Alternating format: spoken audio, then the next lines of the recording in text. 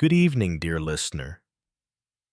Tonight, as you settle in and close your eyes, I invite you to journey back in time to the year 1888.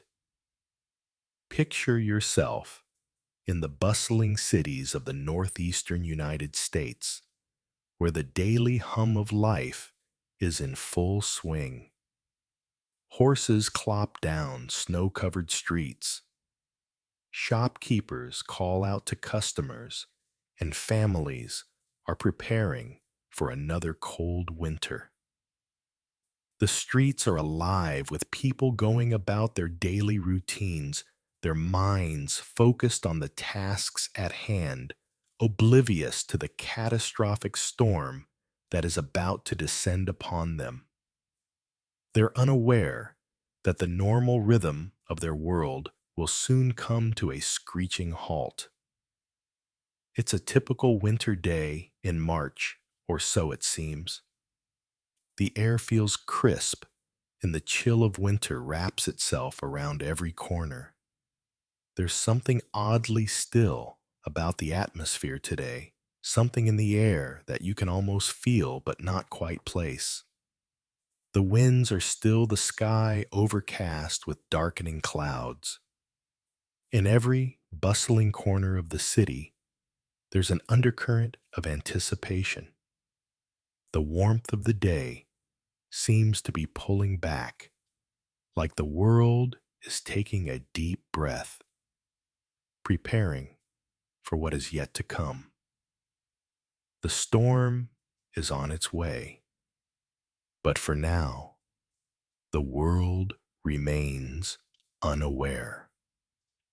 Life, as they know it, continues seemingly normal. The children are playing in the streets, women are chatting on corners, and men are hurrying off to work. There's no hint of the devastation that will soon grip the city, no sign of the howling winds and endless snow that will bury everything in its path. The calm before the storm. As you breathe in, you might notice the slight drop in temperature, the way the air feels heavier as the clouds roll in. But it's all so subtle, just the way a winter's day should feel. In the distance, you hear the soft whistle of the wind picking up, but it's nothing out of the ordinary. Still, you have that sense, that quiet feeling. Something is about to shift. But what's this? Could it be that something is brewing out there just beyond the horizon? Yes, it's happening. The first early signs of a storm are creeping in ever so subtly. The temperature is dropping even further now, and the sky is thickening, the clouds turning a darker shade of gray, swirling with an almost unnatural pace. It's like a sleeping giant stirring just a little too slowly for anyone to notice. In the midst of their daily lives, people look up. The clouds seem different, somehow darker and heavier than the usual winter overcast. The chill in the air feels sharper, more biting. You pull your coat tighter around you, not sure why, but somehow aware that the weather has shifted from merely cold to something more dangerous. The street lights flicker slightly as the wind begins to whisper through the alleyways. The usual sights and sounds of the city continue, but there's a subtle tension in the air. Perhaps it's just the change of season, or maybe, just maybe, the city has become complacent in its understanding of winter's grip. They've seen snowstorms before. They've weathered long winters year after year. But this will be different. This will be no ordinary storm. this will be the Great Blizzard of 1888. The storm, which will soon be known, the Great Blizzard of 1888, was anything but ordinary. It was a force of nature so powerful that even the most seasoned residents of the East Coast could not have imagined the chaos it would unleash. What began as an ordinary winter day quickly escalated into a relentless, life-altering event.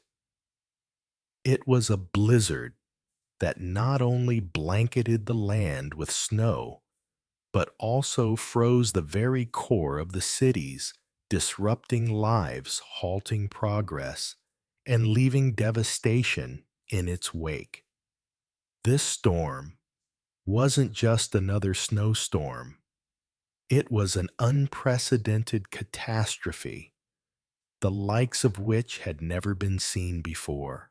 The winds whipped through the streets with incredible force, reaching speeds of over 70 miles per hour, turning every snowflake into a deadly projectile. Snowfall continued for days, blanketing everything it touched, reducing visibility to nearly zero, and trapping thousands in its icy grip. In the days before advanced weather forecasting, no one saw it coming. People were taken by surprise, left unprepared and unprotected as the storm descended upon them with brutal force. The normal hustle of everyday life became a distant memory swallowed whole by the heavy, relentless snow. If you close your eyes and imagine yourself standing in the heart of New York City that day, you can almost hear the eerie quiet that precedes the storm. It wasn't a loud, deafening moment of warning. No dramatic thunder or rumbling clouds. No, the storm announced itself with a subtlety that most people would mistake for just another winter day. The air grew colder, but not immediately unbearable. The wind picked up, but it wasn't enough to send people rushing inside. It was that quiet, creeping moment, the calm before the chaos. As the snow began to fall in earnest, the first flakes were light, delicate. People unknowing of the storm's fury to come went about their business as usual. It was almost serene, like a slow dance between the earth and the sky. But this beauty was fleeting. Within hours, those soft flakes became torrents, and the landscape shifted from picturesque to perilous. Streets that had once been full of life now lay hidden beneath several feet of snow, and the howling wind became the only sound you could hear. People tried to make their way home, but with every step the snow seemed to rise higher, swallowing entire streets, blocking doors, windows, and pathways.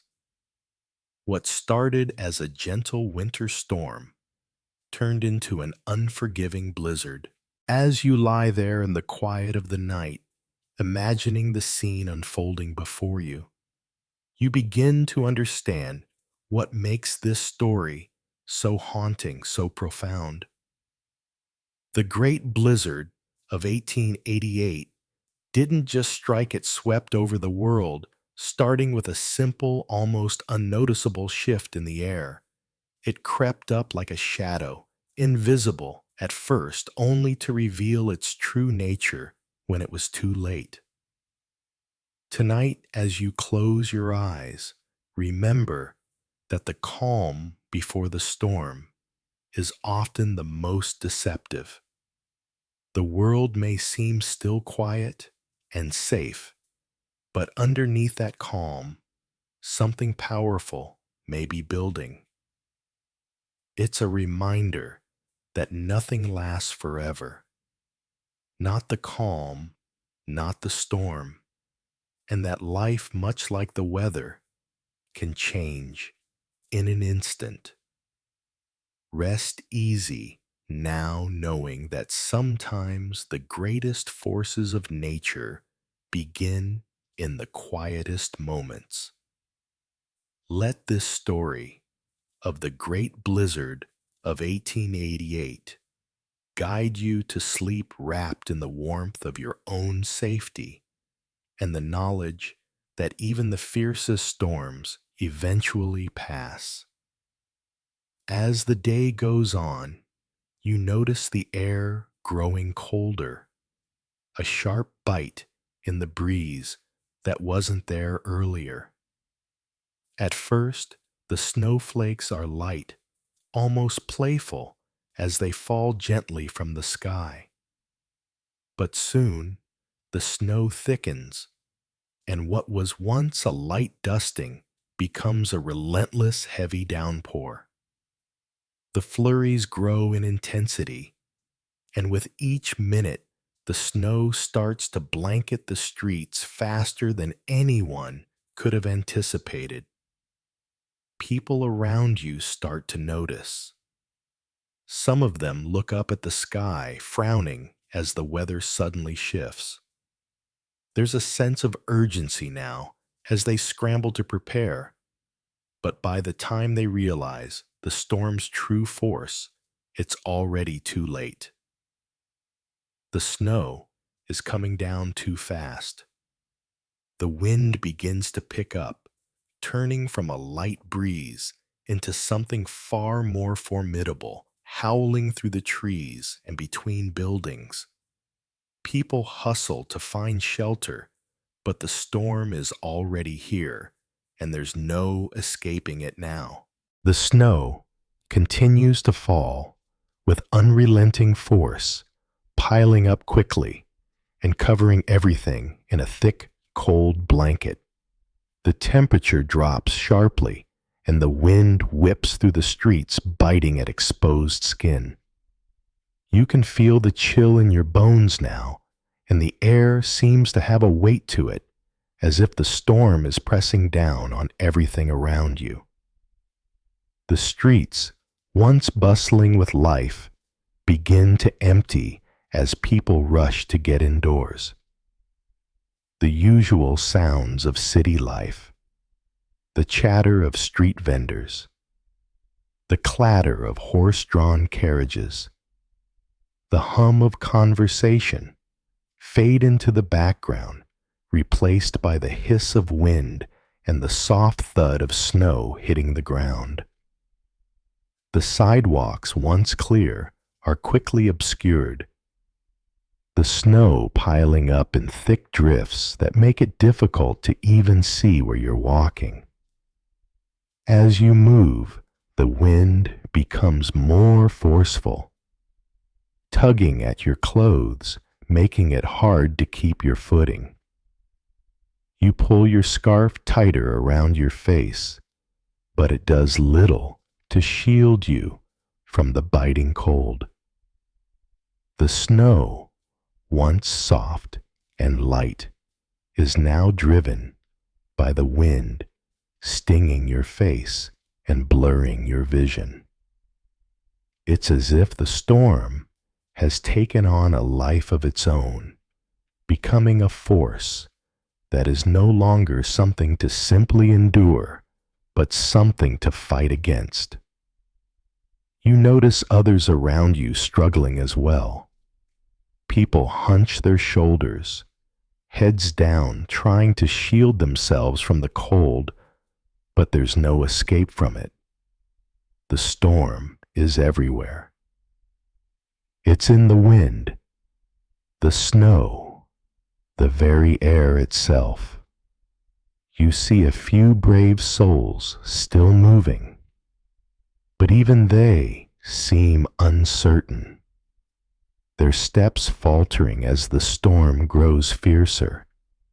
The first street lamp flickers the wind, making it sway back and forth. The city's usual glow begins to fade, and the streets grow dimmer, swallowed by the swirling snow. The world you knew just moments ago is rapidly disappearing, hidden beneath a thick coat of white. By now, you realize how quickly this has escalated. The snow isn't just falling anymore. It's creating a landscape entirely different from the one you woke up to. Buildings that were once visible now fade into the storm, and the streets familiar just hours ago are now unrecognizable. The world outside is becoming a blur, with the wind whipping the snow into a frenzy, making it impossible to see more than a few feet in front of you. With each passing moment, the storm intensifies. People are seeking shelter wherever they can find it, ducking into buildings, huddling together, or simply trying to get home. But for many, it's already too late. The storm is upon them, and there's no escaping it now. It's as if the city has been swallowed whole by the snow, a vast expanse of whiteness where nothing remains untouched. You try to move forward, but every step feels heavier.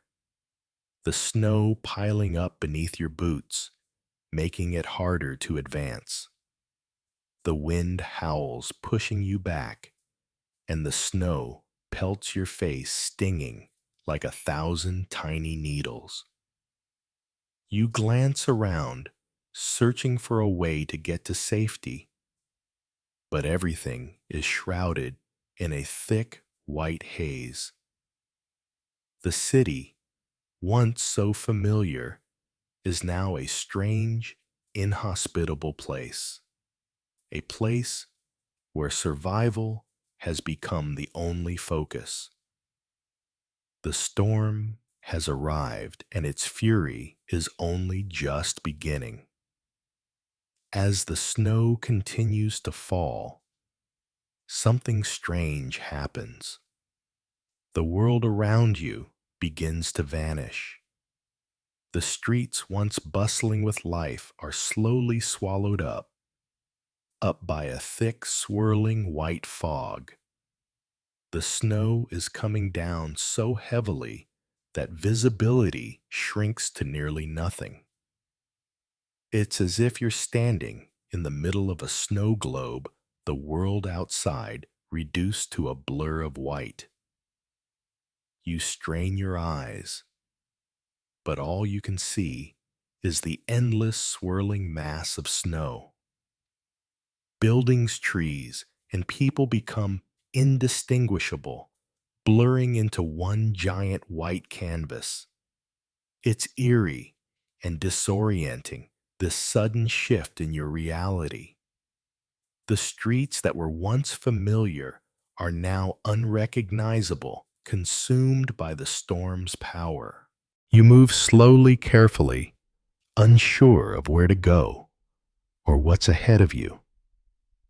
The snow continues to fall in layers, each one covering up the last, and the world outside feels as if it's slipping away, swallowed by the unforgiving whiteness.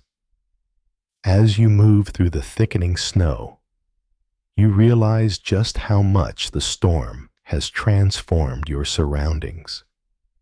The once vibrant city, full of sounds, colors, and motion, is now a silent, frozen world. The usual landmarks, the corners of streets, the familiar silhouettes of buildings all fade into nothingness.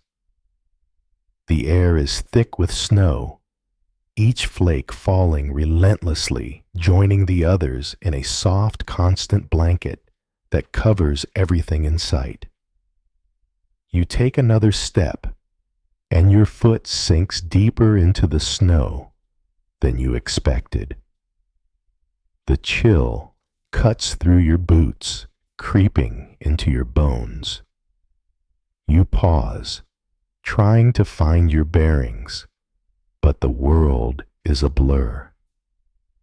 There's no way to know where you are or which direction you're heading. Everything is wrapped in a veil of whiteness. There's no contrast, no depth, no horizon. It's as if the ground beneath you is shifting, moving with the storm, making every step feel uncertain and precarious. The wind howls around you, a constant, unrelenting presence. It pushes against you, urging you to move, but the snow fights back, making every effort a struggle. The howling gusts of wind whip the snow into your face, stinging your skin, blinding you for moments at a time. You pull your scarf tighter around your neck, but it does little to protect you from the biting cold. Your breath forms clouds of steam that are instantly swept away by the gusts. For a moment, you stop and listen. The city is eerily silent except for the noise of the wind, the sounds of daily life, the chatter of passers-by, the clattering of horses' hooves on cobblestones, the distant hum of carriages are gone. It's as if the storm has stolen everything, leaving nothing but the biting wind and the soft, endless fall of snow. You strain your ears for any other sound, but all you hear is the howl of the wind and the faint crackle of snow beneath your feet.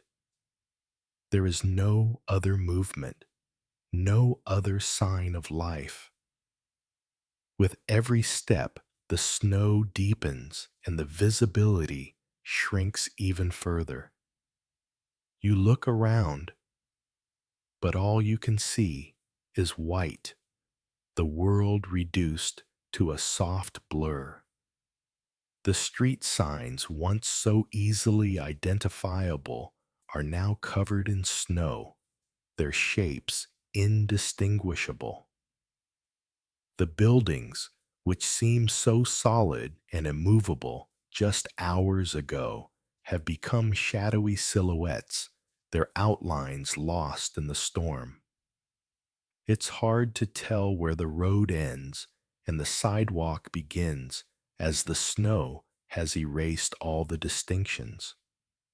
You move forward slowly, instinctively, but every direction seems the same. The world around you has become an endless expanse of white, a vast void where nothing seems real anymore. Even the very ground beneath you feels uncertain, as if it's slipping away with each step. The familiar city you once knew is gone, swallowed by the relentless storm. The streets are no longer streets. They are just empty, endless fields of snow stretching out in all directions. As you trudge forward, the isolation begins to set in. The feeling of being lost grows stronger with each passing moment. You had thought you were heading somewhere toward safety, perhaps, or toward the shelter of a building you once recognized, but now there's no certainty in any of it. You could be moving in circles for all you know. The storm has disoriented you, turned the world into an unfamiliar, treacherous place, and yet you keep moving. There's a strange pull inside you, a desire to push through to find shelter or safety or perhaps just to escape the suffocating grip of the snow. But each step seems to take you further into the storm, deeper into the white abyss that surrounds you. It's as if the world itself is pushing you away, forcing you to keep going, to keep moving through this endless frozen landscape. In the distance, you think you hear something, a faint sound, perhaps the rustle of wind through trees or the distant creak of a building shifting under the weight of snow. You focus on it, straining to hear, but it's gone as quickly as it appeared. The world is quiet again, and the snow keeps falling undisturbed by anything but the wind. You realize that in the end you are completely alone in this whiteness, this vast and unrelenting storm. Then the winds arrive. First, it's just a gust, but it quickly intensifies into something far more menacing. The wind picks up with a force you can feel deep in your bones, whipping past you like a living thing. The howling wind isn't just a sound, it's a presence. It pushes against you, forcing you to lean into it just to stay upright. The snow isn't just falling anymore, it's being hurled sideways by the ferocity of the gale, cutting through the air like thousands of sharp blades. With each gust, the snow stings your face and blurs your vision further. Moving becomes nearly impossible. Every step is a struggle as you battle the wind, trying to keep your footing. But the storm seems determined to throw you off course. The howling winds scream past you, and the world is filled with an eerie, unrelenting roar. The streets once passable are now treacherous. You can barely make out anything ahead of you, just the violent rush of snow and wind. The city is no longer a place of movement and activity. It's been reduced to a chaotic, snow-covered wasteland where even the most basic movement feels like a monumental task. The wind pushes harder now, and it's no longer just a breeze. It's a beast, a force of nature that seems intent on breaking you. Each gust slams into you with all the power of a freight train. You brace yourself, leaning into the wind just to keep your balance. The snow, once soft and gentle, is now a driving force pummeling you from every direction. It whips against your face like 1,000 tiny daggers, and you can't help but squint the sting, burning your eyes. Your hands grip your coat tighter, trying to protect yourself, but there's no relief. The snow isn't falling anymore. It's being propelled sideways, driven by the ferocity of the gale. The sound of the wind is deafening, like a constant roar in your ears. It's not just noise, it's alive, wrapping itself around you, filling your every thought, drowning out everything else. You can feel the wind clawing at you, trying to push you back as if it's fighting to take you down. With every gust, your steps become more unsteady, more uncertain. The storm is in full force now, and it's clear that you are no longer in control of the situation. Every time you try to move forward, the wind shoves you backwards, as if mocking your attempts to escape. You try to press on, but it's like walking through a wall of ice. The snow and wind blur together, making it impossible to see anything ahead of you. The world around you is nothing but white swirling snow and howling winds that drown out everything else. You strain your eyes, but you can barely make out shapes through the chaos. Buildings, streets, people, all of them have disappeared, swallowed up by the storm. The city you once knew, with its bustling streets and familiar landmarks, is now a distant memory, lost to the tempest. The air itself feels heavier now, thick with the weight of the storm. It presses in on you, suffocating you, as if the very atmosphere has been consumed by the snow. You take a step, but the ground beneath you feels unstable, shifting with each movement, and you realize just how treacherous the streets have become. What was once a familiar path is now a hazardous maze full of obstacles you can't see, covered by layers of snow. Each step is a gamble, a risk, as the wind batters you, forcing you to reevaluate every motion. You hear the screech of a nearby sign as it's ripped from its place by the wind, crashing to the ground with a violent thud that is swallowed almost instantly by the howling storm. For a moment, you freeze, the sound of the sign crashing echoing in your mind. It's a reminder of how fragile everything is now, how easily the world around you can be torn apart. The storm is taking over, and there's no place for comfort, no place for escape. As you stumble through the chaos, your breath comes in short bursts, your chest tight with the cold. You try to shield your face from the wind, but it's futile. The cold gnaws at you, biting deep into your skin, numbing your fingers and toes, making it hard to move. The air is so frigid that every breath feels like inhaling ice.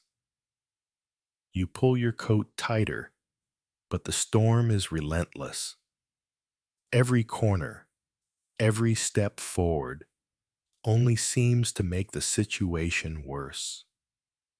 The city is no longer a place of refuge. It has become a battlefield, an unforgiving, snow-covered wasteland, where every moment is a struggle for survival. Even the most basic movements now feel like a fight against nature itself. You've become a small figure, swallowed by the enormity of the storm, fighting just to hold on, to move forward, to survive. The storm shows no mercy, and with each passing second, you realize just how much it has already taken from you. Your sense of direction, your comfort, your control. Now, all that's left is the will to endure. The storm is no longer just an inconvenience. It's an enemy, a force of nature that has taken over everything. The streets are nearly impassable now, covered in deep snowdrifts, and the wind howls louder with every passing second. People are huddling together, seeking shelter wherever they can find it. Doors that were once open to the warmth of the day are now closed tightly as families gather indoors, trying to stay safe from the storm. But even indoors, there is a sense of unease. The wind slams against windows, the snow continues to pile up outside, and the storm shows no signs of slowing down. As the snow continues to fall and the wind picks up to a gale, you realize just how quickly this storm has turned from something small and manageable into a massive, life-altering event. No one was prepared for this. The power of nature is overwhelming. It's a reminder that the world, even in its quietest moments, can shift in the blink of an eye, and suddenly the rules you thought you knew no longer apply. The storm has grown beyond anyone's expectations. It is no longer a mere nuisance or a temporary inconvenience. It has transformed into a force of nature, a relentless enemy that seems determined to tear apart everything in its path. The streets that once bustled with life are now nearly impassable, buried under deep snowdrifts that stretch as far as the eye can see. The wind, once a light breeze, now howls like a beast growing stronger with every passing minute. Each gust rattles the windows, making the entire city feel like it's being slowly swallowed by the storm. People desperate for safety have taken shelter wherever they can find it. Some have retreated into their homes, huddling together in the dim, flickering light of lanterns, trying to stay warm as the storm rages outside. The once welcoming doors, which had been open to the warmth of the day, are now sealed shut, the cracks sealed with blankets, the air thick with the scent of wood smoke and the faint smell of fear. Inside, the comfort of home seems to offer little protection from the power of the storm. The wind continues to pound against the walls, a constant reminder that there is no escape from the fury outside. Even in the safety of the indoors, there's a feeling of unease that gnaws at you, a discomfort that no fire or blanket can quite alleviate. The storm's howling voice continues to echo through the streets, an omnipresent sound that drowns out all other noise. Outside, the snow piles up higher and higher, blanketing everything in its path, erasing all signs of the world that existed before. The storm is not slowing down. It shows no mercy. It is a force that refuses to be tamed, that won't be ignored. As you sit in the warmth of your shelter, you realize just how quickly this storm has escalated from a small, manageable inconvenience into something much darker, much more dangerous. It's no longer just a weather event. It's a life-altering event. The storm is testing everyone's resolve, forcing people to confront their own vulnerability in the face of nature's immense power. There was no warning, no preparation. This storm came out of nowhere and is now a monumental force that people have no choice but to endure. This sudden shift serves as a brutal reminder: the world, even in its quietest moments, can change in the blink of an eye. The rules you thought you understood, how the seasons work, how life moves, in its predictable cycles no longer seem to apply. The storm has shattered those expectations, showing you just how fragile the world really is. One moment, everything is fine. The next, you are caught in the grip of something far more powerful than anything you could have prepared for. Nature, in all its ferocity, reminds you that it is the true force of the world, and when it decides to shift, there's nothing you can do but survive. The snow keeps falling relentless and thick, and before long, the streets begin to transform. What was once a bustling cityscape, full of movement and energy, is now slowly being swallowed by the storm. The snow piles up quickly, forming thick drifts that block the roads and obscure the entrances to buildings. The familiar sounds of carriages clattering along the cobblestones are replaced by an eerie, muffled silence. The snow has become an insurmountable barrier, and soon the streets are completely impassable. Public transportation, once the lifeblood of the city, comes to a sudden halt. The trains, which usually run like clockwork, are now stuck buried in snow, their wheels unable to move. Trams and carriages are also trapped, their tracks hidden beneath the deepening snow. People who had hoped to travel to make their way to safety or find help are now stuck, unable to go anywhere. The world outside has become a maze of snow and ice, and with each passing moment, the chances of escape grow slimmer. The storm intensifies, and with it, the city continues to sink deeper into a state of paralysis. What was once familiar, the rhythmic clatter of hooves, the hum of voices in the streets, the distant rattle of streetcars, is now drowned in a profound, unsettling silence. The snow falls in heavy, uninterrupted sheets, covering everything, muffling any sound that dares to break the stillness.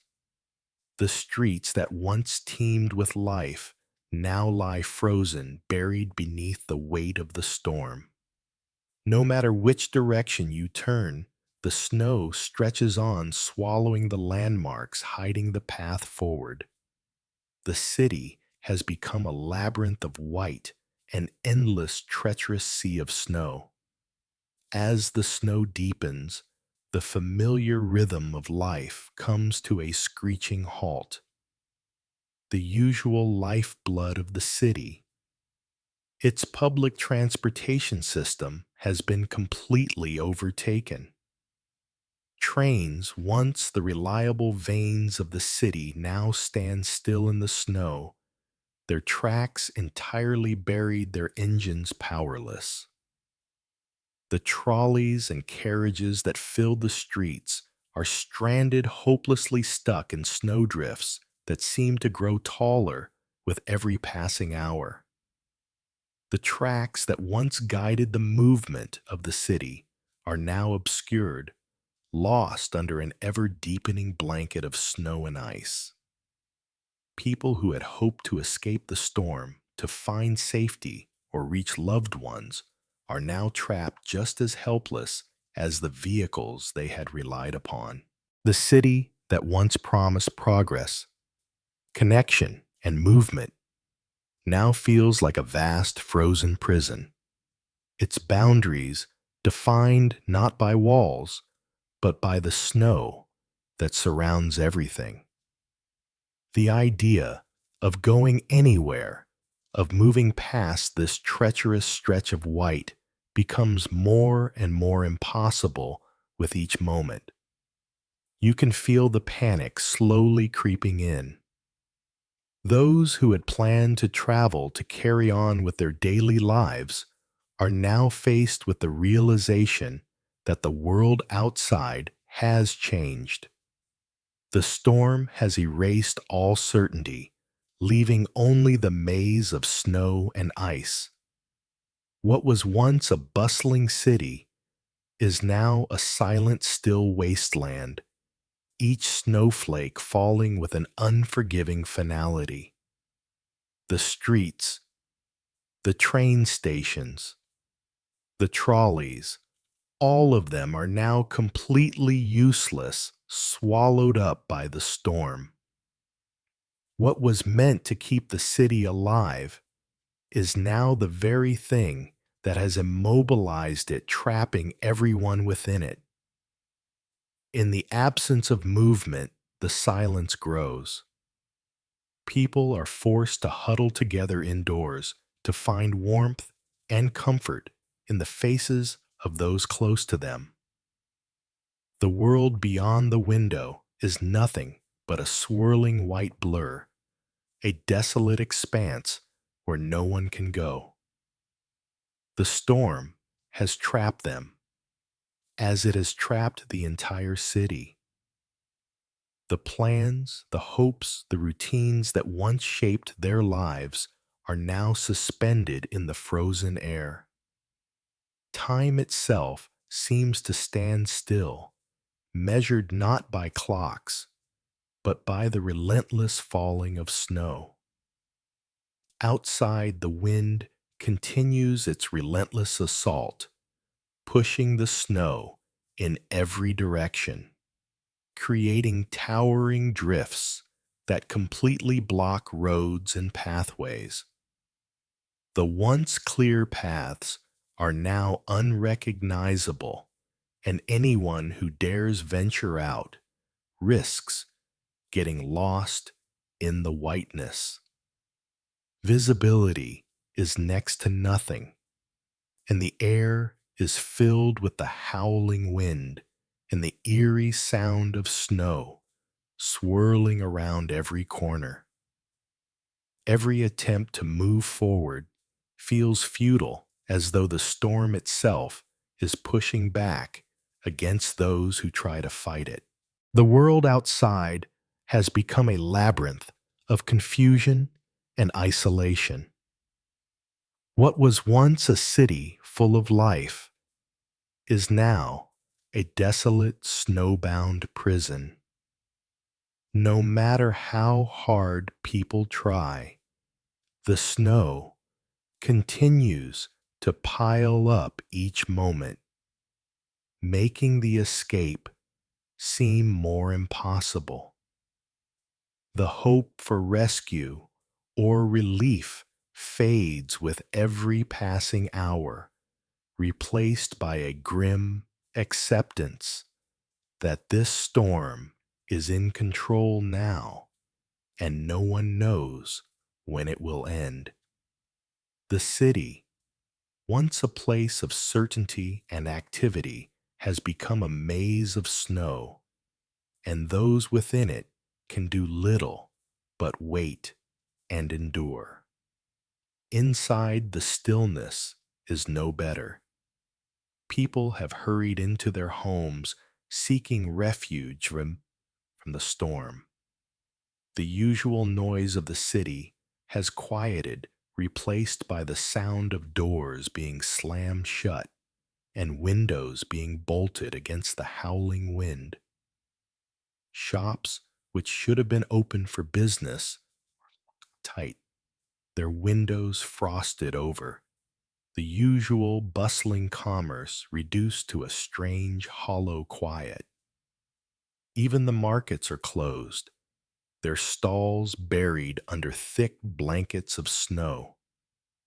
Those who are fortunate enough to have shelter are trapped in their homes as the world outside becomes an unrecognizable white wasteland. It's as if the city itself has frozen in time. People are left in the cold, unsure of how long this will last or if they'll be able to get out. There is a strange calm in the air, but it's a tense calm, a silence filled with uncertainty and fear. The world, once so full of life, is now stilled, frozen in place, and nothing seems to be moving forward. Inside, the stillness is just as oppressive as the storm outside. The wind howls relentlessly against the walls of the buildings, but inside, there's an eerie silence. People have hurried into their homes, seeking refuge from the blinding snow and piercing cold. The usual hum of the city voices calling to one another, footsteps echoing down the street, the clinking of shop doors opening has vanished completely. Instead, the only sounds are the heavy thud of doors being slammed shut and the sharp scrape of windows being bolted tight against the storm. Every corner is filled with the quiet, methodical actions of families and individuals doing their best to shut themselves away from the growing fury outside. Shops that should have been open for business are locked tightly, their windows frosted over the warm glow of lamps, replaced by the cold, dim light of the storm creeping through cracks. What once were lively markets bustling with shoppers are now deserted. The stalls so familiar just yesterday are now buried beneath thick layers of snow, their goods hidden from view, locked away beneath the frozen blanket of winter's rage. The usual commerce, the constant flow of exchange has ground to a halt. The city, for all its outward activity, has been reduced to a ghost of itself, hollow and silent. For those who are fortunate enough to have shelter, it's clear they are trapped just as much as those outside. The familiar hum of life, once so constant, has been replaced by a different kind of silence. The kind that fills the room with a sense of waiting, of uncertainty. People huddle together, drawn close by the cold, by the storm, by the fear of what lies beyond their walls. The world outside has transformed into something unrecognizable, a vast white wasteland stretching out as far as the eye can see, swallowed up by snow and wind. What was once a city full of movement of sound has now been frozen in time, the streets empty and the sounds of life gone. As the hours pass, the tension in the air is palpable. There's a strange calmness to the silence, but it's not a peaceful calm. It's the calm before the storm's full force, filled with the hum of uncertainty. Every minute feels like a stretch of time that refuses to move forward, like the world itself has stopped. People look out their windows, but all they see is the endless expanse of white, the howling wind pushing the snow sideways, erasing the world they once knew. There's no way to know how long the storm will last, no sense of how much worse it might get, for now all they can do is wait surrounded by the ever-growing storm, hoping the warmth of their homes will keep them safe as the world outside falls deeper into chaos. In this strange, frozen moment, the city has become still, not just in motion, but in spirit. The noise, the bustle, the rush of life gone. The streets once alive with the pulse of the everyday are now nothing but a distant memory. People are left wondering if they'll ever return to the world they knew. The storm has changed everything, and no one knows how it will end or when life will resume its usual course. For now, the city is frozen in place, each person inside their own little world, waiting for the storm to pass, unsure of what awaits when it does. In the quiet of their homes, the people try to settle in, but the unease is palpable. There is no sense of how long the storm will last or what tomorrow will bring.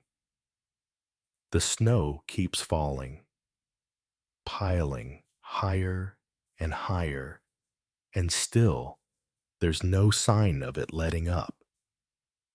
The usual rhythm of the city, the everyday hum of life has stopped completely. The windows rattle with the force of the wind, and every now and then you can hear the occasional creak of a building as the weight of the snow settles on its roof.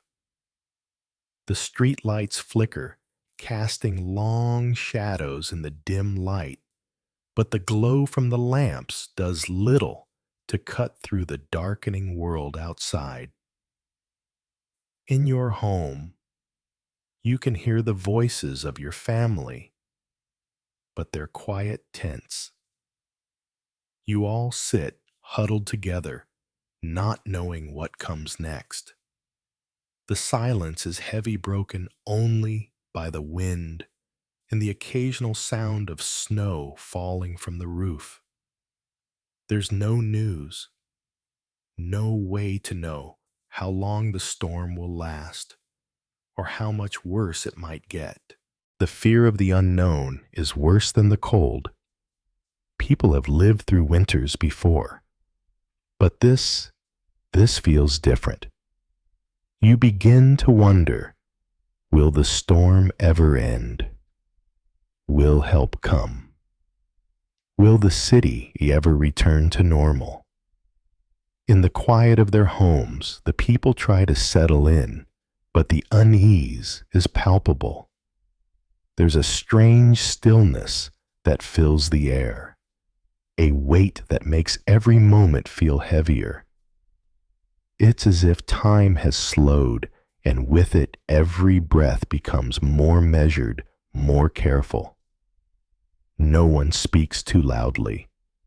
The silence is thick, almost suffocating, broken only by the howl of the wind and the occasional rattle of windows, as if the house itself is bracing against the storm. The snow continues its relentless descent, piling higher and higher with each passing minute. It's no longer just a storm. It's a presence, something vast and unstoppable. The usual rhythm of the city, the pulse of daily life, has completely vanished.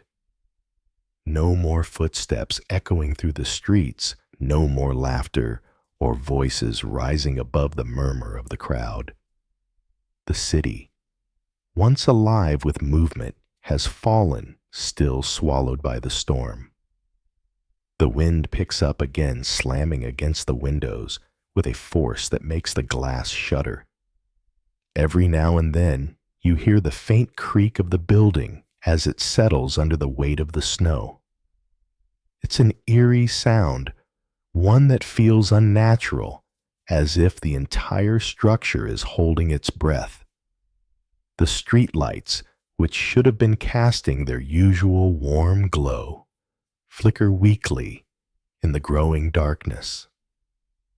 Their light barely cuts through the swirling mass of snow outside, adding to the sense that the world is closing in, fading away into the white abyss. Inside, the mood is tense. The warmth of the fire is little comfort against the cold creeping in from the storm outside.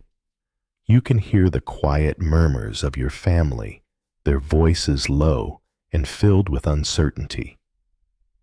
It's strange to hear them speak like this, calm but edged with fear. No one knows what tomorrow will bring. Will the storm continue? Will it stop? Or will it grow worse? The unknown is more terrifying than the cold that presses against the windows, more unsettling than the wind that howls like an unseen beast. The silence is oppressive, the kind that stretches on without an end in sight. The minutes seem to crawl by, each one longer than the last. Every creak of the building, every gust of wind outside sends a shiver through the room. You can't help but wonder how long this will last. How long will the storm rage outside? How much longer will you be trapped in this small, quiet space, cut off from the world? Will it ever stop?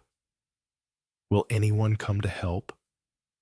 Or will the storm, like everything else, simply fade into the past, leaving only the memories of its fury? In this moment, you begin to understand what it means to be truly alone, isolated in the face of something larger than yourself. The fear of the unknown settles in, creeping into your bones, making every breath feel heavier, every minute feel longer. People have lived through winters before, have endured storms and cold. But this feels different. This storm is more than just snow and wind. It's something else, something much more powerful, something that has changed everything in an instant. The question lingers in your mind: will the storm ever end? Will you ever see the city return to its familiar rhythm, its streets bustling with life again? Will tomorrow bring relief, or will the storm continue to rage?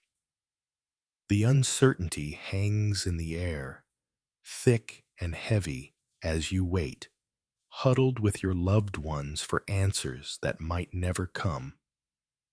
As the storm rages on, the fear begins to grow. Outside, the streets are completely buried, and even the faint glow of the gas lamps is lost in the swirling snow. The winds howl louder than before, making it feel as though the storm is alive, pounding at the door, waiting to break in. You sit by the window, looking out at the blank white landscape, wondering how long it will take before you're forced to leave, or if it's even safe to venture outside at all. The streets are empty, the buildings silent. It's as if the city has been abandoned, swallowed by the storm, and you are left in its grip. There's no telling how long this will last, and with each hour, the storm feels more powerful, more unrelenting. The sense of isolation deepens. The usual sounds of the world outside are gone. There are no horses in the streets, no footsteps on the sidewalk, no chatter of the market, just the wind, just the snow, just the silence. The storm has taken over everything, and the uncertainty hangs in the air like a weight pressing down on you and everyone else. What happens next is anyone's guess, but it's clear that the world you knew before the storm is gone, at least for now. As the storm rages on, the fear begins to tighten its grip on you, growing with each passing moment. Outside, the world has disappeared beneath an impenetrable wall of snow. The streets, once familiar and full of life, are completely buried now, lost in the blinding, swirling snow that continues to pour down without end. Even the faint, flickering glow of the gas lamps, usually a guiding light in the dark, is swallowed up by the white chaos. It's as if the storm is eating everything, erasing the world piece by piece. The wind howls louder than before, an ominous, almost otherworldly sound.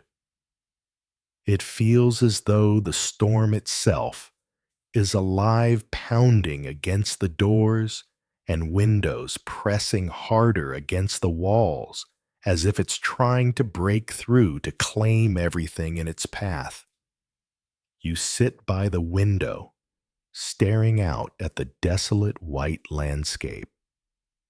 The view is completely obscured, a blur of snowflakes and wind. There is nothing but the storm, relentless and overpowering. You wonder how much longer it will take before you're forced to leave, or if it's even safe to venture outside at all. The streets are empty, the buildings silent.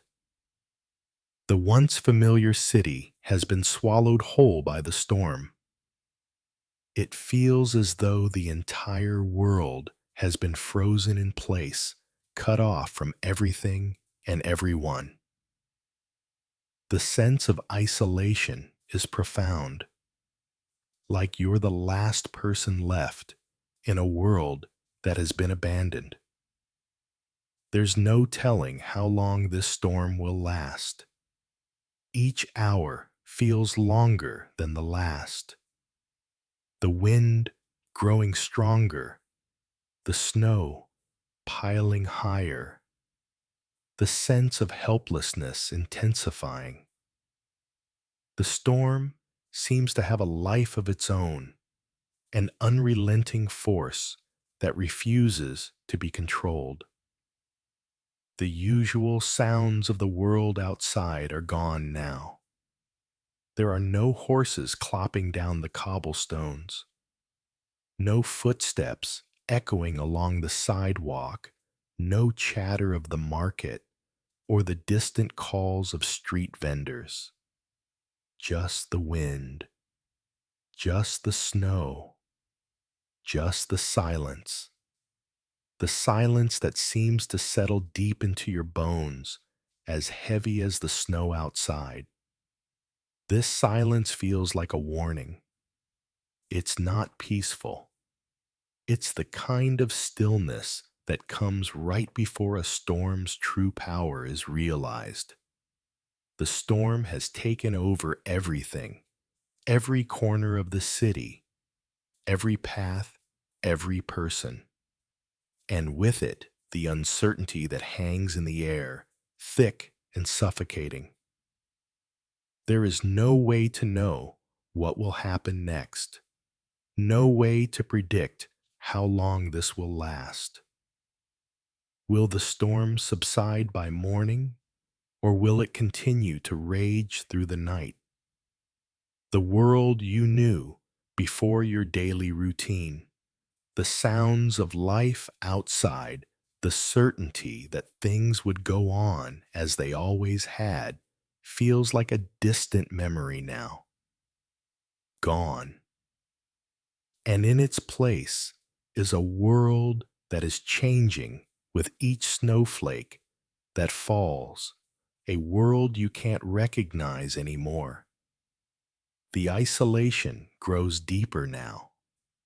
You can almost feel it pressing in on you, the weight of the storm outside, pressing against the walls, creeping into the corners of your mind. You begin to wonder if anyone else is out there, if anyone is facing the same endless storm, or if you're truly alone in this vast, snow-covered wasteland. What happens next is anyone's guess, and the uncertainty becomes its own kind of terror. You wait helpless, knowing that the city has been consumed by the storm, but unsure of when or if it will ever return to the way it once was. As the storm rages on, the human cost begins to reveal itself. In the chaos and confusion, more than 400 lives are lost, each one a tragic reminder of nature's unforgiving power. You can imagine the people once full of life, now caught in the relentless storm, struggling just to survive. Many were on their way home, thinking they could make it through, believing that their familiar streets and paths would guide them to safety. But the blizzard had other plans. The snow, deep and heavy, and the howling wind, fierce and unrelenting, turned every step outside into a gamble. People ventured out, perhaps to check on neighbors, perhaps to fetch supplies, unaware that they were stepping into the very heart of a disaster. By the time they realized the storm was too powerful to escape, it was already too late. They were trapped. Struggling through the blinding snow, they were lost to the storm, their bodies swallowed up by the fury of nature. The familiar landmarks they once knew were now unrecognizable, hidden under layers of snow, and they could only hope for a miracle. The storm's unrelenting fury claimed more than 400 lives, each one a tragic story, each one a silent testament to nature's overwhelming power. The people who had just hours earlier been full of life were now caught in a fight for survival, desperate against the forces of a storm they had no way of preparing for. Many of them had ventured out with a simple belief that they could make it through that. Their homes, their familiar streets, the very paths they'd walked for years would lead them to safety. They never expected the storm would escalate so quickly, transforming the city into a labyrinth of snow and ice where every street, every turn became an obstacle that threatened to swallow them whole. Some were simply checking on loved ones, others perhaps going out to fetch supplies, but all of them unknowingly walked directly into the heart of disaster. The snow was relentless, piling up in heavy drifts, blocking doors and windows, swallowing entire streets. The wind, howling and vicious, tore through the city with a force no one had anticipated. Every step outside became a gamble. The freezing cold bit at exposed skin, and each gust of wind made it harder to breathe, harder to move forward. What had once been familiar terrain, paved streets, friendly faces, was quickly consumed by the storm's fury. Visibility shrank to nothing as the snow fell thicker and faster, and soon the landmarks they had relied on for years were hidden beneath a blanket of white. It was impossible to tell which direction they were heading, to know if they were moving towards safety or deeper into danger. The wind howled louder, drowning out all other sounds, and the snow became a blinding, suffocating mass. The city was no longer a place of refuge, but a cold, dangerous maze where escape felt impossible. Trapped, the people who ventured outside in search of safety found themselves lost in the storm, unable to find their way back. As the hours passed, the storm grew stronger, and the people who were caught in it began to realize that there was no easy way out. The buildings they once knew, the streets they had walked countless times, had all disappeared beneath a thick blanket of snow and ice. Each step they took led them deeper into the unknown, farther from the warmth and safety they once knew. Many of them struggled through the blinding snow, fighting to stay on their feet, to push forward, to survive. But with every gust of wind, every inch of snow that piled higher, the storm slowly claimed more and more lives. Some collapsed from exhaustion, others from the cold, and some were simply swept away by the fury of the storm. The familiar world they had once navigated with ease was now a wasteland, a disorienting blur of white.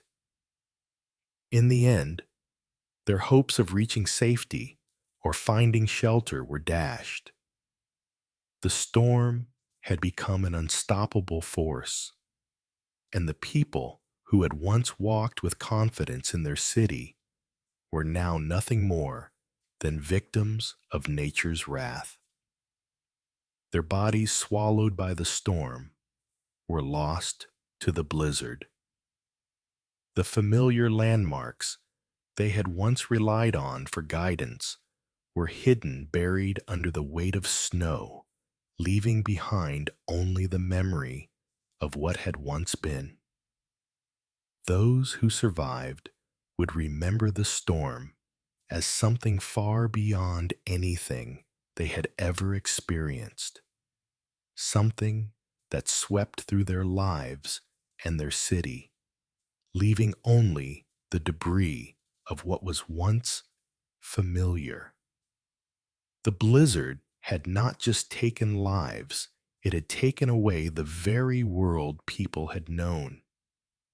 In the aftermath, only the survivors remained, left to wonder how they had survived, while those lost to the storm would forever remain buried in the snow. As the storm intensifies, the fight for survival becomes even more urgent, and those most vulnerable, like the elderly and children, are the hardest hit. You can picture them huddled together inside their homes, trying to stay warm, but even the warmth inside feels fragile in the face of such an unrelenting storm. The cold seeps into every corner, and for the elderly whose bodies are less able to withstand the chill, it becomes a matter of life and death. And the children, small, innocent, and unprepared for the wrath of nature, suffer the most. You think about the parents trying to shield them from the cold, their hearts heavy with fear, unsure if they can keep their little ones warm and safe.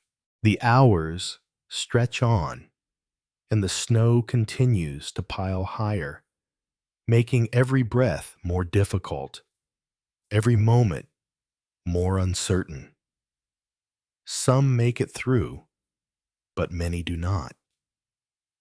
Their struggle to survive a fight against the cold and the storm itself ends in tragedy.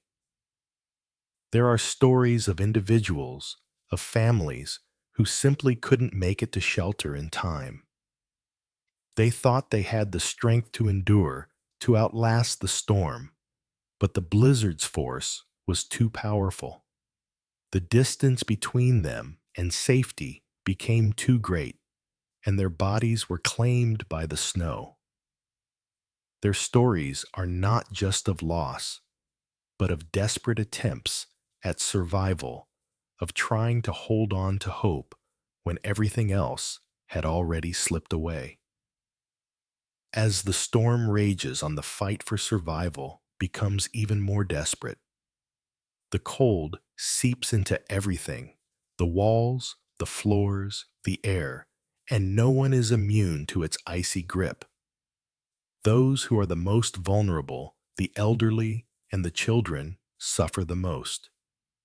You can picture them huddled together inside their homes, trying to keep warm, but the warmth seems so fragile, so fleeting, in the face of such an unrelenting storm.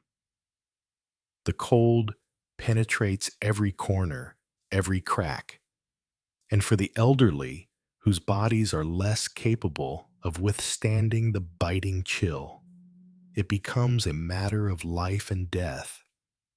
You can feel the tension in the air, the sense of helplessness that fills the room. The elderly, once strong and full of life, now sit quietly shivering their frail bodies, unable to fight against the bitter cold that continues to invade.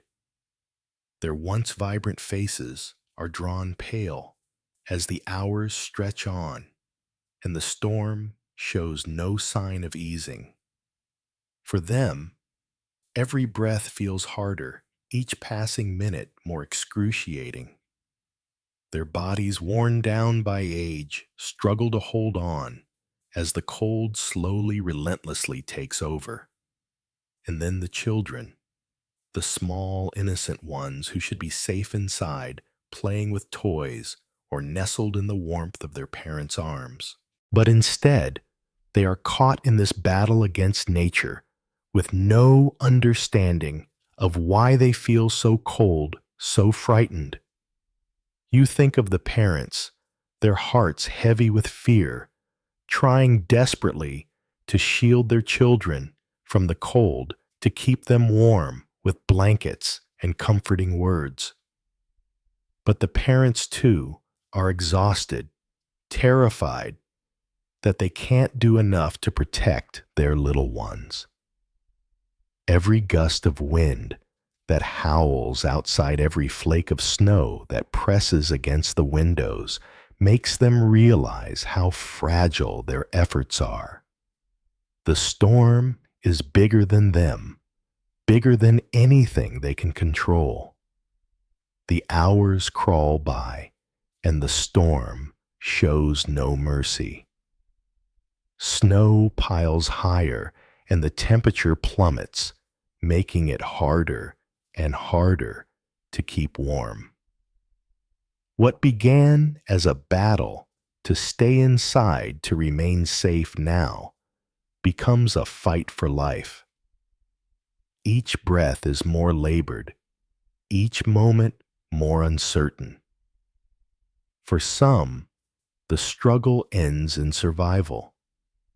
But for many, it's a tragic fight that they cannot win. The cold, the storm, the snow, it becomes too much. Their struggle to hold on to survive becomes a losing battle. And many lives are claimed by the unforgiving elements. There are stories of those who tried to make it, who thought they could endure, who believed they had the strength to outlast the storm. But the blizzard's power was too great. The distance between them and safety became insurmountable. The snow blocking their way, the wind tearing at their bodies. They were trapped, unable to escape, the storm's grasp. Their desperate attempts to find shelter, to hold on to the hope that they might survive, only made their loss even more tragic. The storm doesn't just take lives, it takes hope too. In the end, it is the bitter reality of nature's strength that leaves so many in the storm's wake. The cold doesn't just freeze the body, it freezes the spirit, stripping away the will to fight. The lost souls of those who could not escape the storm become part of the endless sea of snow, their bodies swallowed by the white abyss. Their stories are ones of courage and despair, of people doing everything they could to survive, only to be overtaken by the very force they tried to outrun. Theirs are stories not just of loss, but of the desperate fight for survival against something far beyond their control. And in the end, that struggle becomes a haunting reminder of how fragile we all are in the face of nature's fury. As the snow continues to fall, the dangers of the storm grow more insidious. The cold, once manageable, becomes deadly. It doesn't just nip at your skin. It claws at your very bones, turning even the simplest of tasks into a life-threatening struggle. Every step outside every moment, exposed to the elements, becomes a battle against the storm's harsh grasp. You can imagine what it would be like trying to shovel snow just to clear a path or move a few feet from one building to another. At first, the task seems simple, just a few minutes in the cold, but the longer you're out in the storm, the more the cold starts to take its toll. It feels like your muscles are turning to ice, and with every breath, the cold bites deeper, cutting through your clothes, your skin, your very soul. Even the most ordinary of tasks, like walking to the store or checking on a neighbor, becomes a deadly challenge. The snow that once seemed so soft now acts as a trap, piling up higher and higher, covering the land in a thick, suffocating blanket. The wind howls with greater intensity, biting and stinging, forcing you to huddle in place, afraid to move. In the worst of the storm, it's not just the snow that will kill you, it's the exposure, the unrelenting cold that freezes the body and mind.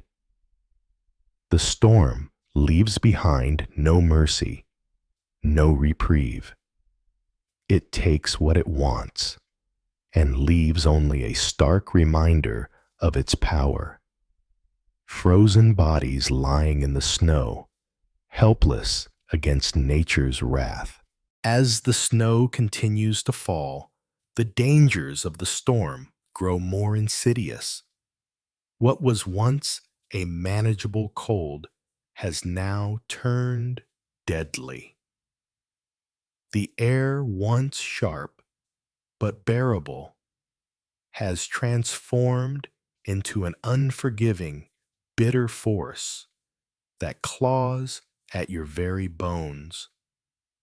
It doesn't just nip at your skin. It sinks deep, cutting through layers of clothing, reaching into your muscles, your joints, and your soul. The cold has become a living thing, relentless and merciless, making every movement, every moment outside feel like a life or death struggle.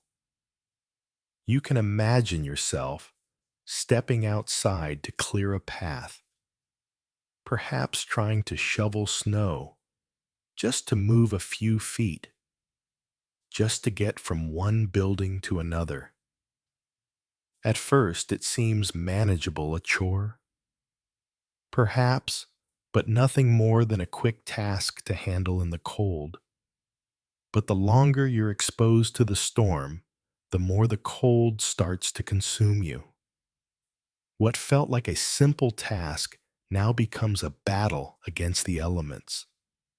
Each shovel of snow feels heavier, each step more laborious. Your muscles, once strong, now feel stiff and slow, as if they're freezing over themselves. With every breath, the cold rips through your lungs, each inhale feeling like ice flowing through your veins. The snow, once soft and delicate, now feels like a trap, piling up higher and higher, suffocating everything it touches. It wraps around you like a blanket, but instead of warmth, it offers only the weight of its unrelenting force. The wind picks up howling with greater intensity, making the snow swirl around you in chaotic gusts. It bites into your skin, stinging with a sharpness that drives you to huddle close, trying to protect yourself from its fury. Each gust feels like a slap against your face, a reminder that the storm is not just something to endure, it is something that will break you if you aren't careful. The wind howls through every crack in the building, every gap in your clothing, forcing you to shrink away from it to seek shelter. But there is no comfort, no escape from the cold. In the worst of the storm, you begin to realize that it isn't just the snow that will kill you. It's the exposure itself. The cold, relentless, and unforgiving, has the power to freeze the body and mind alike. It seeps in where nothing else can reach, and before you know it, it has taken hold. Your body begins to slow down, your movements stiffen, your thoughts grow sluggish as the cold begins to shut everything down piece by piece. The storm doesn't need to crush you beneath snowdrifts or force you to slip on icy roads. It can simply freeze you, and once it has you in its grasp, it will not let go. As you huddle in place, trying to keep the worst of the cold at bay, you realize how helpless you are against it. The storm is an unstoppable force, and it doesn't show mercy. It claims what it wants, leaving behind only a trail of devastation. Bodies frozen in place lie in the snow, their outlines barely distinguishable from the landscape that has swallowed them whole. The storm doesn't care about the lives it takes. It is only concerned with its own power, with asserting its dominance over the world it has chosen to ravage.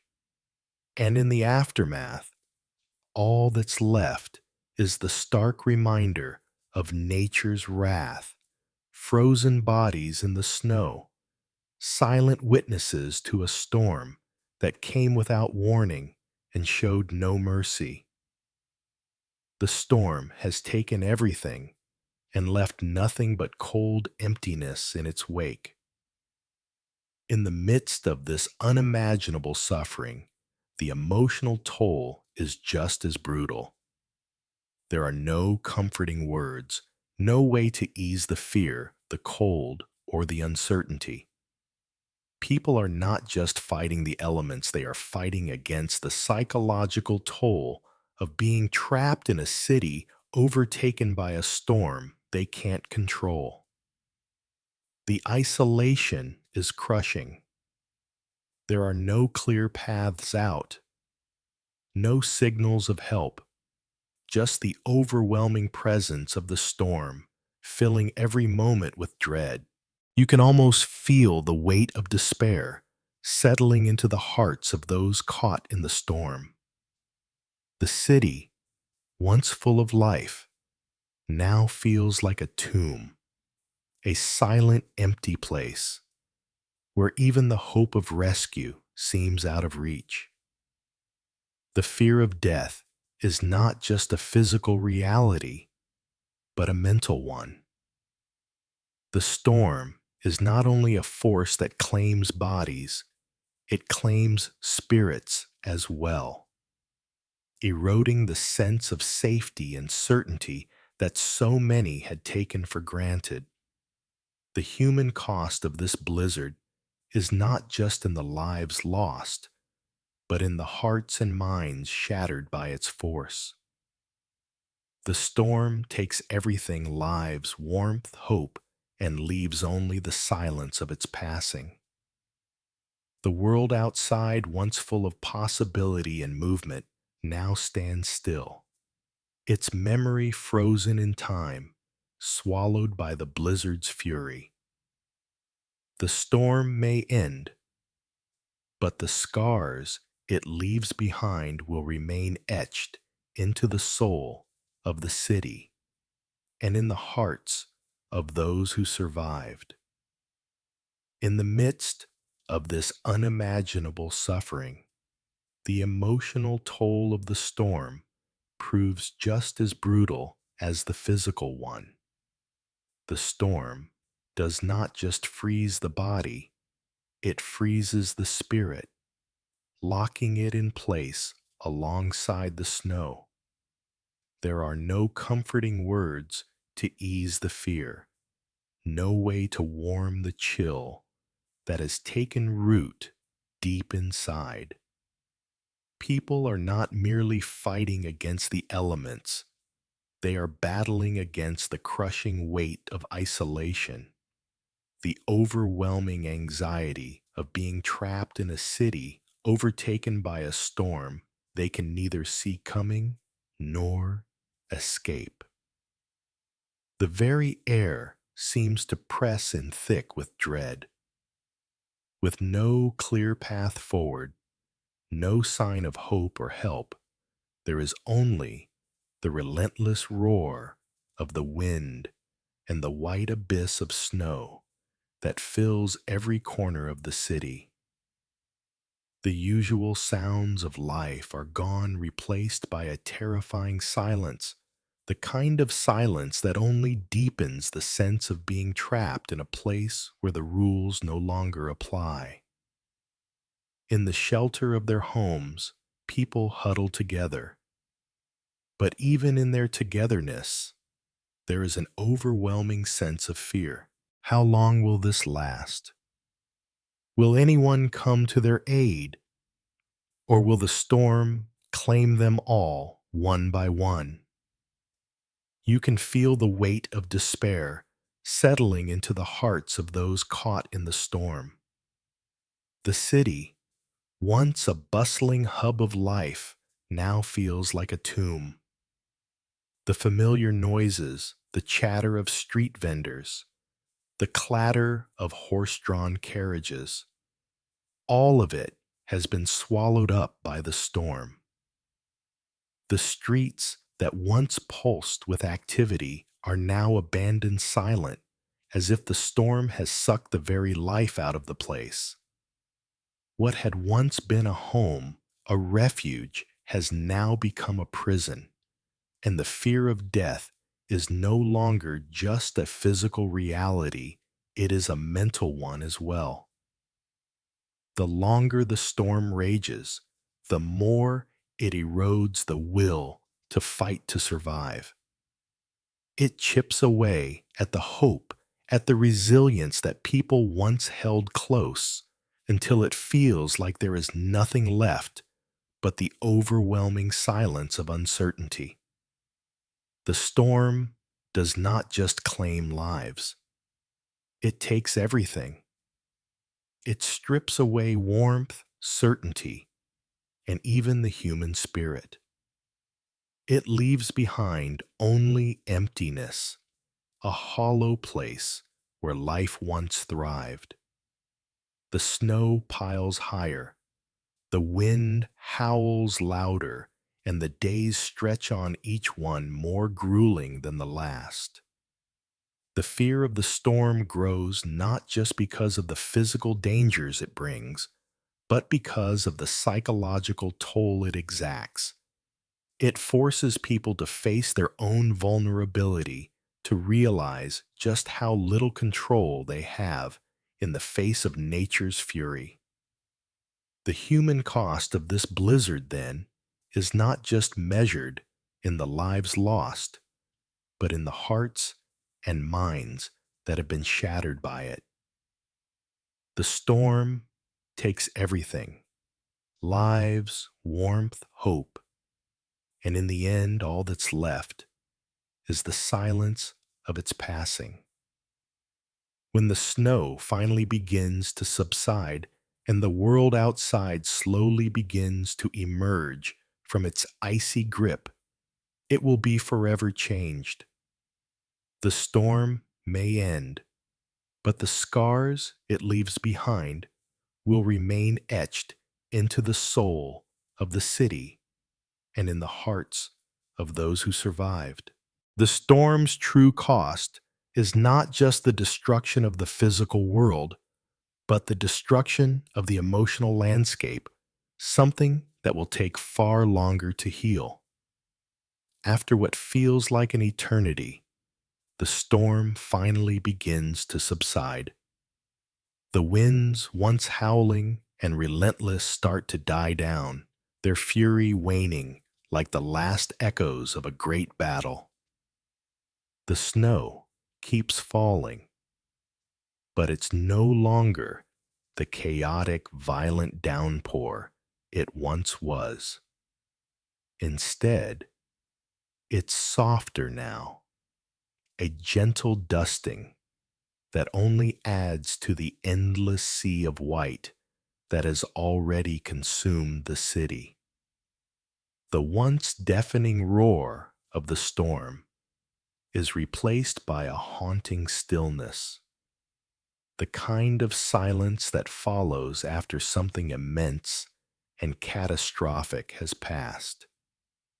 You stand by the window looking out at the desolate landscape. The worst has passed, but the damage is done. The storm has left its mark on the world outside. The streets, the buildings, everything has been touched by its fury, and the air feels heavy with the weight of the storm's aftermath. But even as the wind slows and the snow continues to fall, there's a sense of relief, a fragile hope that at least for now, the danger has passed. After what feels like an eternity, the storm finally begins to subside. The howling winds that once cut through the streets with brutal force start to slow their fury, dissipating like the final fading echoes of a great battle. The air grows quieter, the fierce gusts replaced by a soft murmur of wind, as if the storm itself is retreating exhausted from its relentless assault.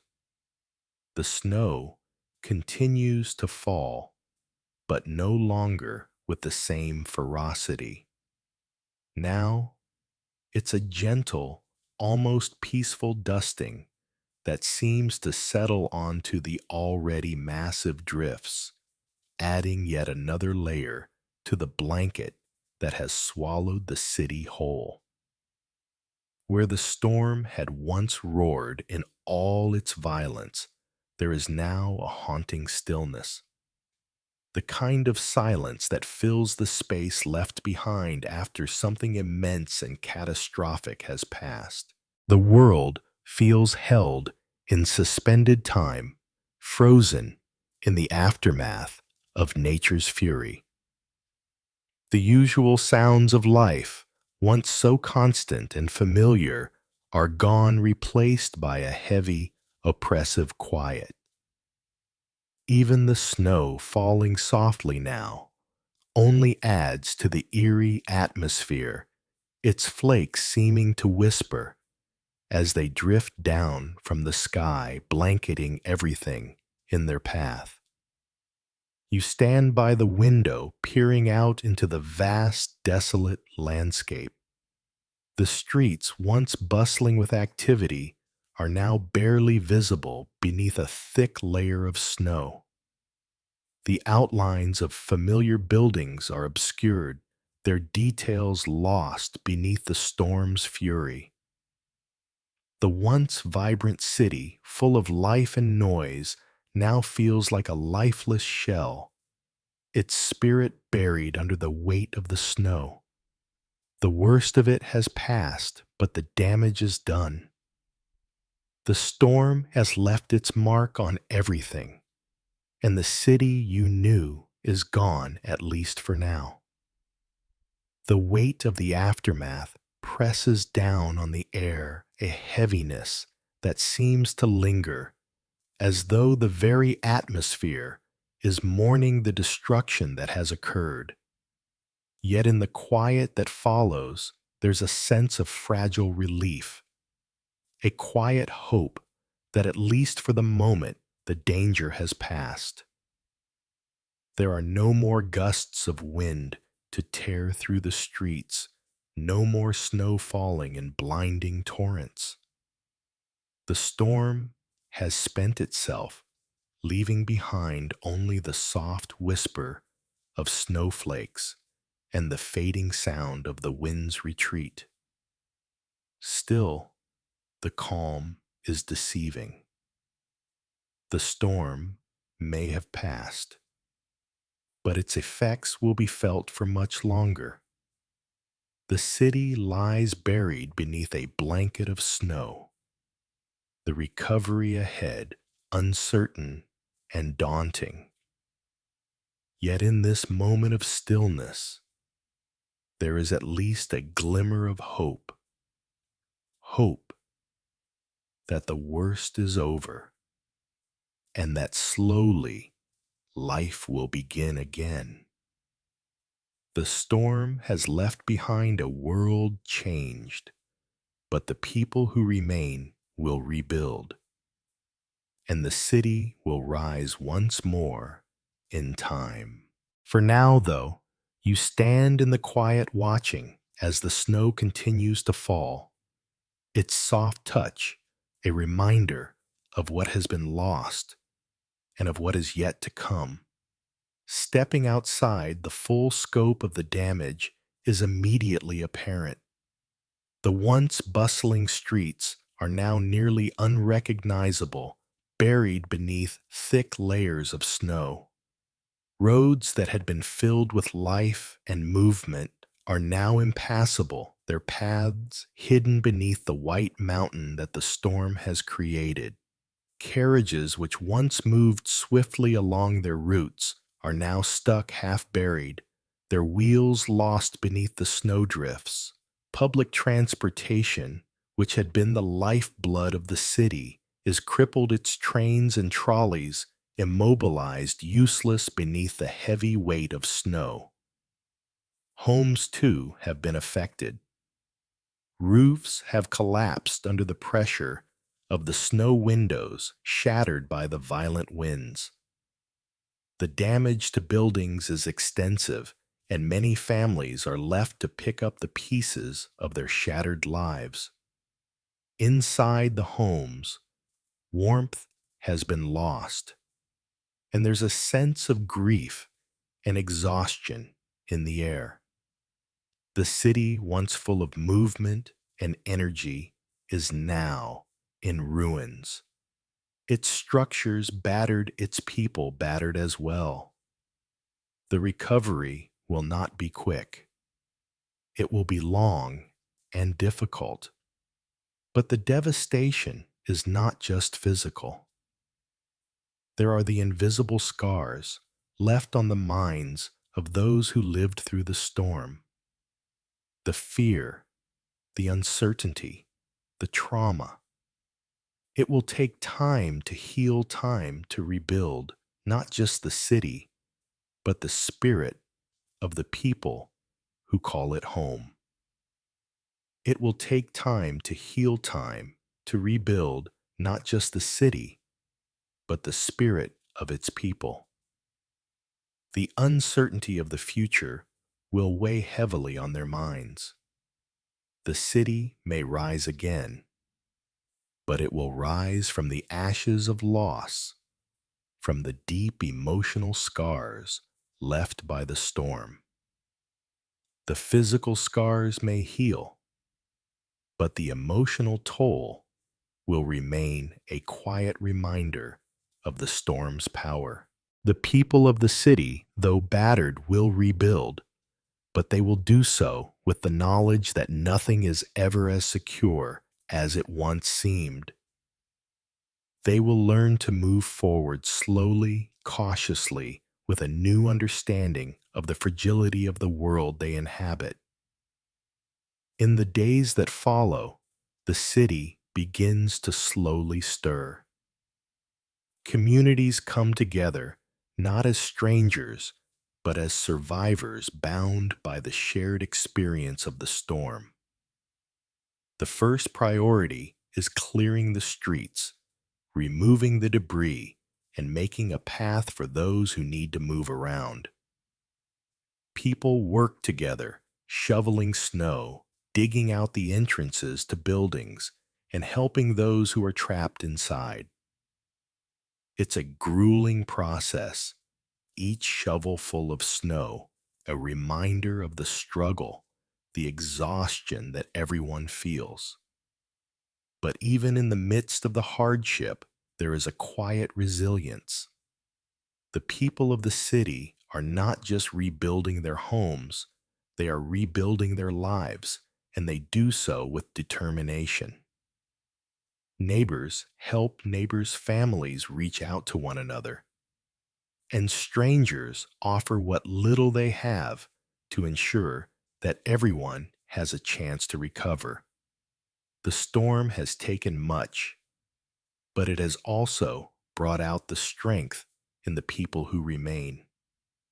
This time of recovery is one of immense hardship, but it is also a time of rebirth.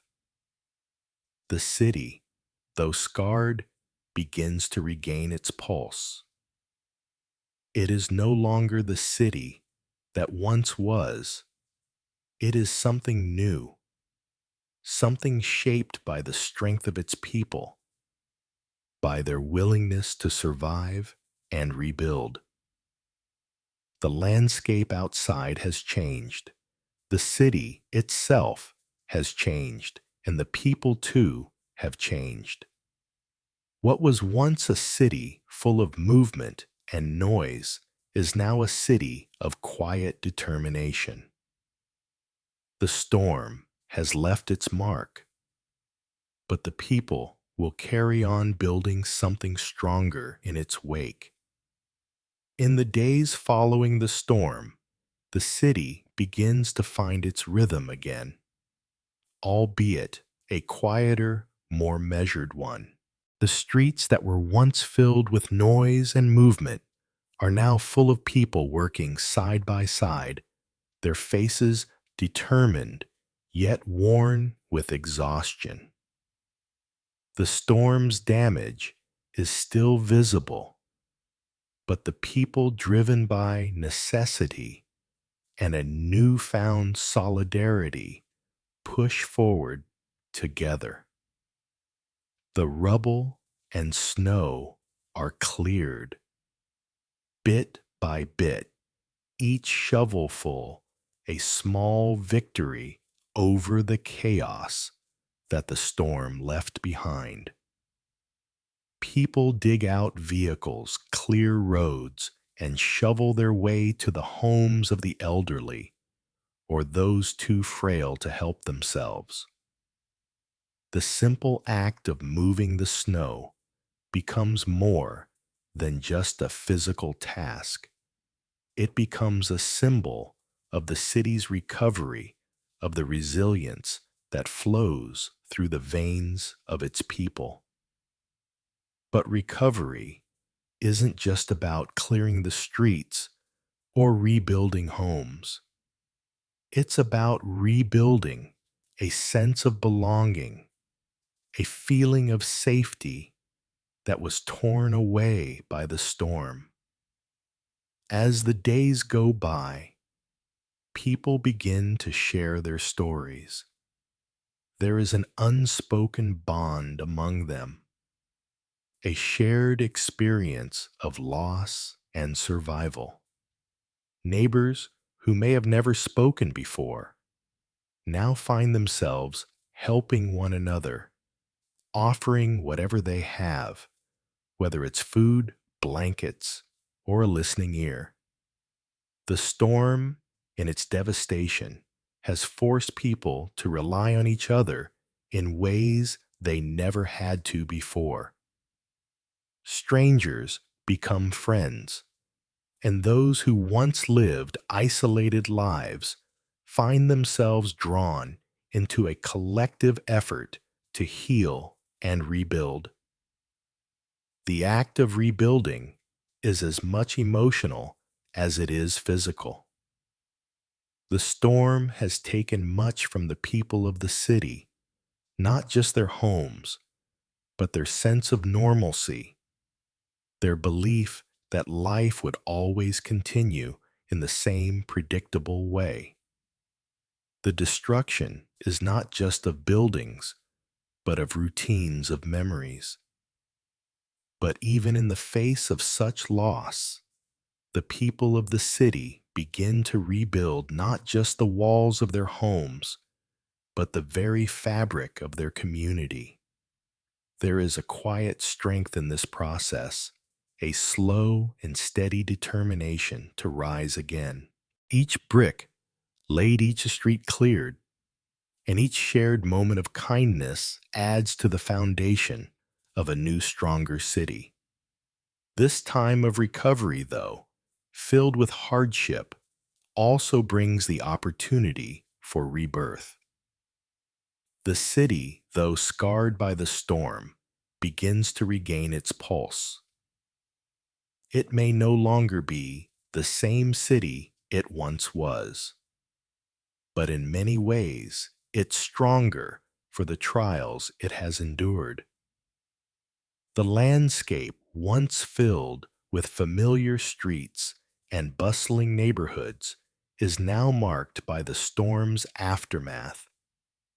But it is a landscape that will rise again, shaped by the will and resilience of its people. The city no longer simply reflects the noise of everyday life, but the quiet determination of those who remain.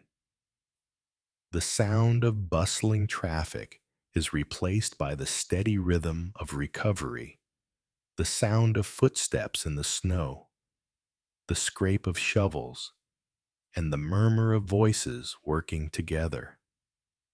The storm has left its mark, but it has also shown the true strength of the people who live here. Their willingness to rebuild, to come together, and support one another has created something more than just a recovery.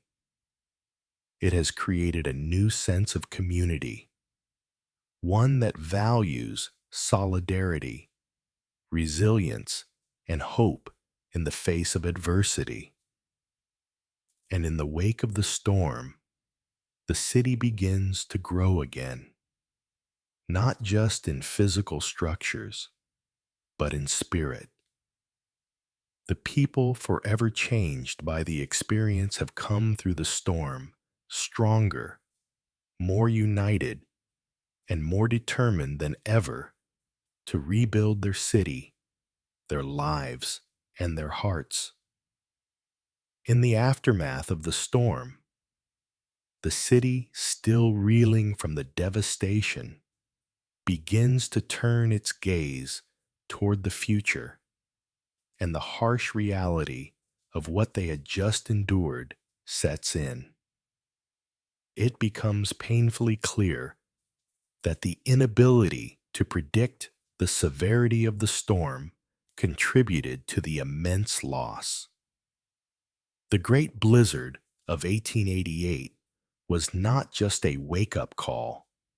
It was a stark reminder of how unprepared society was for such a catastrophic event. You can almost feel the urgency in the air as officials, meteorologists, and citizens alike begin to push for change. The technology of the time had been limited, and forecasting was still in its infancy. But the blizzard revealed just how critical accurate weather predictions could be. It wasn't just about knowing when a snowstorm was coming. It was about knowing how bad it would get, how long it would last, and how much preparation would be needed. In the days and weeks that followed, efforts to develop better methods of weather prediction were put into motion, and the need for disaster preparedness became a top priority. The Great Blizzard of 1888 sparked a movement that would lay the groundwork for modern meteorology, pushing for advancements that would help cities and towns better prepare for the worst nature could throw at them. In the wake of the Great Blizzard of 1888, the city began to confront the realization that it was ill-equipped to face such a powerful storm. The lack of accurate weather predictions had compounded the devastation, and the consequences were clear. Lives had been lost, homes destroyed, and the city had been paralyzed by its inability to anticipate the magnitude of the storm. The urgency for change became undeniable. You could sense the shift in the air as people recognized the need for innovation. Government officials, scientists, and meteorologists began to call for reform, to push for progress in weather forecasting. The technology of the time had been limited, but the blizzard underscored just how vital it was to understand not just when storms were coming, but the full scope of their severity. The city's vulnerability was laid bare in a way that could not be ignored. It wasn't enough to know that a storm was approaching. It was imperative to understand its intensity, the duration, and how best to prepare for the worst. Within weeks of the storm's end, there was a collective effort to improve the nation's ability to forecast weather. Meteorologists began to collaborate, sharing knowledge and pushing for the development of more advanced methods of weather prediction. The government and scientific communities began investing in the resources necessary to build a system capable of providing more accurate warnings. This marked the beginning of a new era in meteorology, one in which forecasting would become increasingly sophisticated and preparedness for disasters like the Great Blizzard would be prioritized. The blizzard of 1888 had, in a sense, forced society to reckon with its lack of preparedness, and in the process, it helped lay the groundwork for modern meteorological practices. Weather stations were established.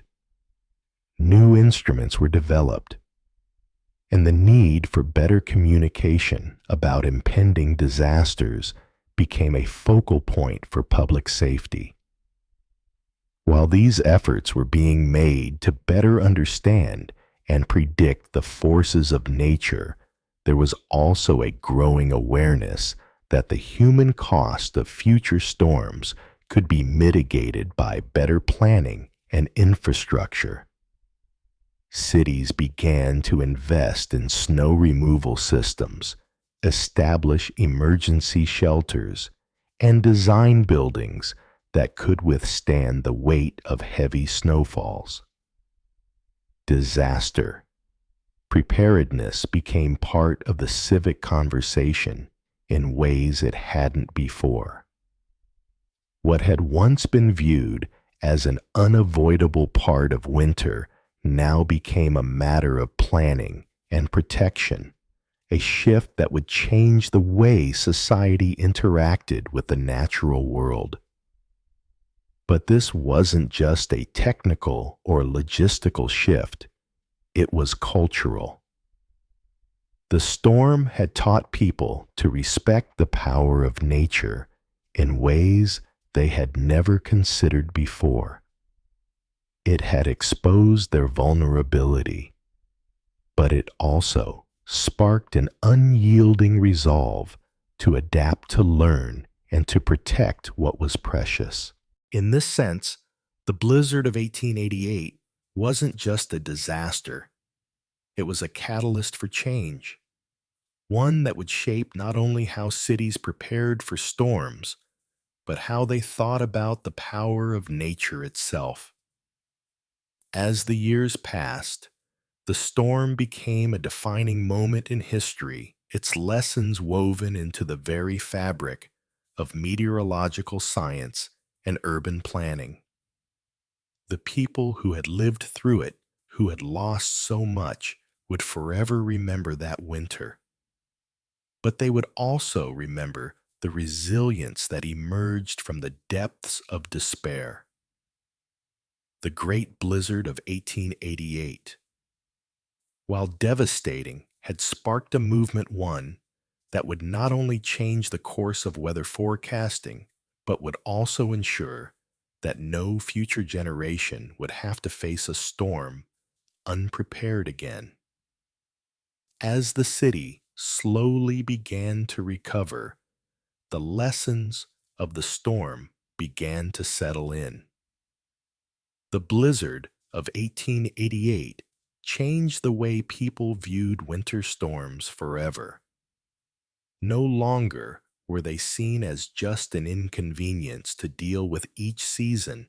Now they were understood to be potentially catastrophic events. The power of nature, so brutally demonstrated by the storm, was something that could no longer be taken lightly. In the aftermath, people didn't just return to life as usual. They reflected on the experience, on the pain and loss, and on the mistakes that had been made. They recognized that for all the comfort of modern life, they were still at the mercy of nature's whims. New measures were put into place to prevent future disasters of this magnitude. Cities began to invest in snow removal systems, more efficient emergency response protocols, and the construction of more resilient infrastructure. Public education on storm preparedness became more common, and the awareness of the importance of early warning systems grew stronger. The city was reshaped by these lessons with the realization that the systems in place before the blizzard had been woefully inadequate. But with every new measure taken, there was a sense of reassurance that the next storm would not catch them unprepared. As the city slowly began to recover from the wreckage left by the Great Blizzard of 1888, a profound shift took place in the way people viewed winter storms. What had once been seen as a seasonal inconvenience, an expected part of life, was now understood to be something far more dangerous, something capable of wreaking havoc on a scale previously unimaginable. The storm had exposed the fragility of life, revealing how vulnerable the city was in the face of nature's unrelenting power. It was a stark reminder that even in the comfort of modern life, humanity remained at the mercy of forces far beyond their control. In the aftermath, life didn't simply return to normal. There was no going back to the way things had been before the storm. Instead, there was a collective reckoning, a time for reflection on what had happened, on the pain and the lives lost, and on the mistakes made in the face of such an overwhelming force. People acknowledged that despite their advances, they were not immune to nature's whims. The blizzard had shattered the illusion of control, leaving behind a stark realization. No matter how developed a city became, it could still be humbled by a single storm. But this period of reflection was not only about looking back, it was also about looking forward. And with that came a determination to never face such devastation unprepared again. The city, its people, and its leaders began to implement new measures designed to prevent future catastrophes. Snow removal systems, which had been non-existent or rudimentary at best, were now prioritized. Investments were made in more efficient emergency response systems capable of coordinating the response to such disasters quickly and effectively. The city's infrastructure was redesigned to be more resilient to extreme weather, with buildings reinforced to withstand the heavy weight of snow and the forces of the storm. In addition to physical changes, a cultural shift also began to take root. Public education on storm preparedness became common, with schools, businesses, and community leaders working together to teach people how to stay safe in extreme conditions. There was a newfound awareness of the importance of early warning systems, how critical it was to know when disaster was on the horizon and how to respond in time. What had been seen as a part of the yearly cycle was now recognized as a potential danger that demanded respect and readiness. The city was reshaped both physically and mentally by the lessons learned from the blizzard. The systems that had been in place before the storm were now seen as woefully inadequate, and the realization that no amount of progress could shield the city from nature's fury sparked a renewed commitment to planning and preparedness. The people, however, took comfort in the measures they were now putting in place. There was a collective sense of reassurance the next storm might come, but it would no longer catch them by surprise. They had learned from the past, and with every new system, every new protocol, they grew more confident in their ability to endure whatever nature might throw their way. Though the memory of the great blizzard of 1888 would never fade, it became a catalyst for change. The storm may have taken lives and devastated the city, but it also led to progress and resilience qualities that would serve the city well in the years to come. The people's ability to adapt, to learn from their mistakes, and to face future storms with renewed strength became the true legacy of the blizzard. As time went on, the Great Blizzard of 1888 faded into the annals of history, but its legacy remained. The storm had taken lives, destroyed homes, and changed the city in ways that could never be undone. Yet in its aftermath, it also shaped the future, creating a more resilient and prepared society. The people who lived through it, those who survived and rebuilt, would always carry the memory of the blizzard, but they would also carry the knowledge that they had overcome something immense. You can sense that years later, the storm still lingers in the collective memory of the city. It is talked about not just as a tragedy, but as a defining moment, a lesson in human resilience and the sheer power of nature. The Great Blizzard of 1888 had left its indelible mark on the history of the city, a reminder that nature's fury cannot be predicted or controlled, but that human strength and determination can prevail in the face of unimaginable odds. It is part of the story now, a chapter in history that will never be forgotten. The storm's impact lives on in the minds of those who survived it, in the changes that were made in its wake, and in the hearts of a community forever shaped by its power.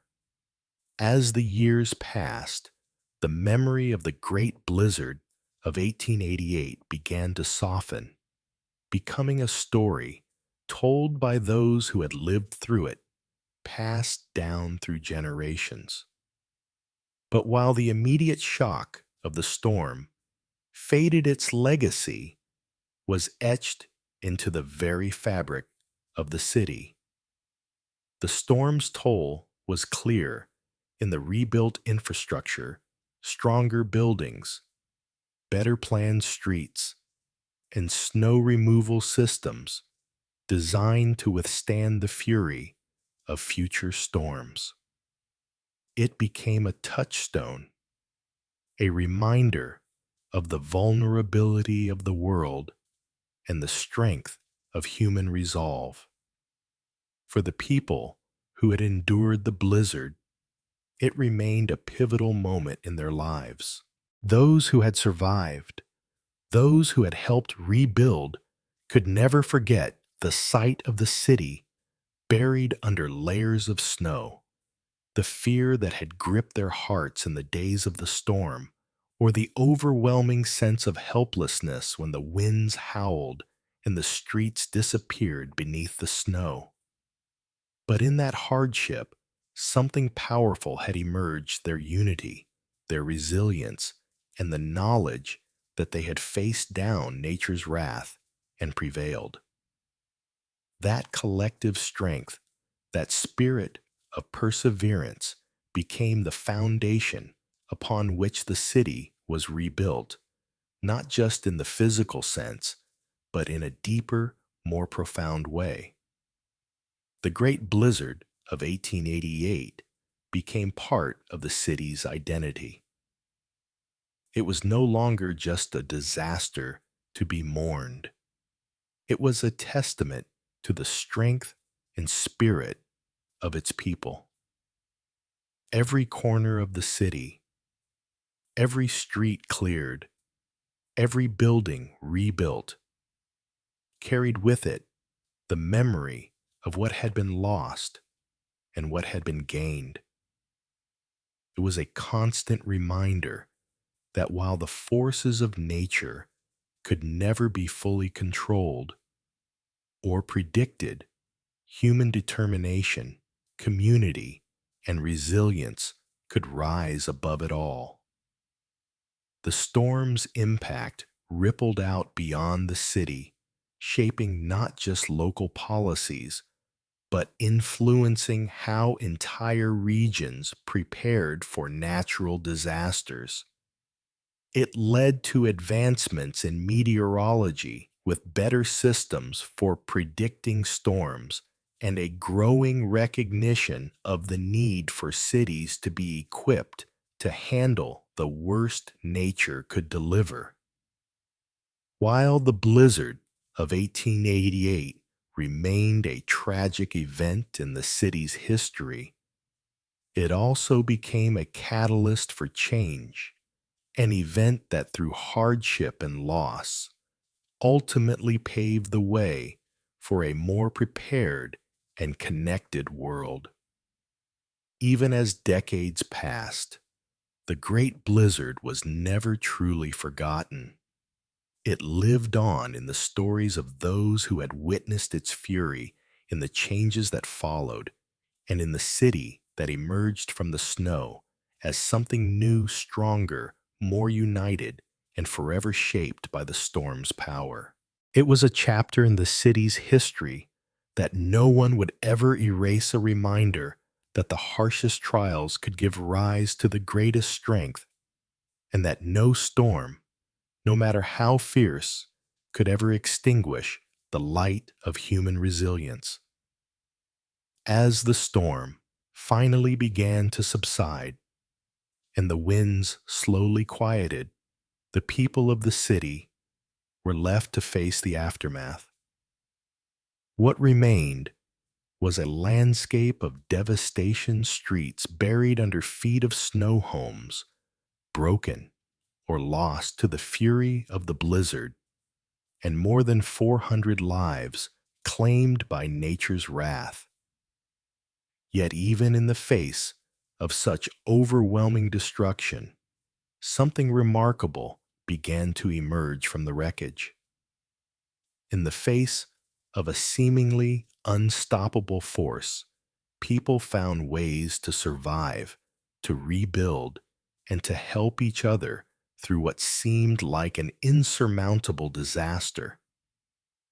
The strength of humanity was on full display as neighbors who had never before spoken to one another now worked side by side, digging out homes, clearing roads, and sharing whatever resources they had left. The snow that had once isolated them, separating them from their communities, now became the catalyst for unity. What was once a bustling city of strangers and individual lives now became a place where people recognized their shared humanity. The storm had taken so much, but in its wake, it had brought people together in ways no one could have anticipated. The storm had reminded them of their vulnerability, yes, but it had also reminded them of their power, the power to survive, to help, and to rebuild. Each shovel of snow, each hour spent clearing a path or rebuilding a damaged home was an act of defiance against the storm's cruelty.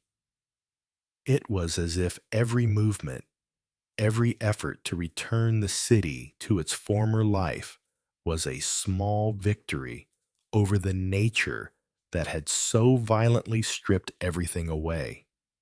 In this collective struggle, people not only fought to restore their city, they fought to reclaim their sense of hope. In the coldest, darkest moments, they found warmth in each other. The strength of humanity wasn't just in the physical rebuilding, but in the emotional and psychological resolve to not give in to despair, to believe that even after such destruction, there was something worth fighting for. As the city began to recover, it became clear that the storm's true legacy would not be one of destruction alone. While the storm may have been fierce, the human spirit endured stronger and more resilient than anyone could have imagined. The physical toll of the blizzard was undeniable. The city had been buried under layers of snow, and the damage to homes and businesses was extensive. But in the face of this hardship, the people refused to let the storm break them.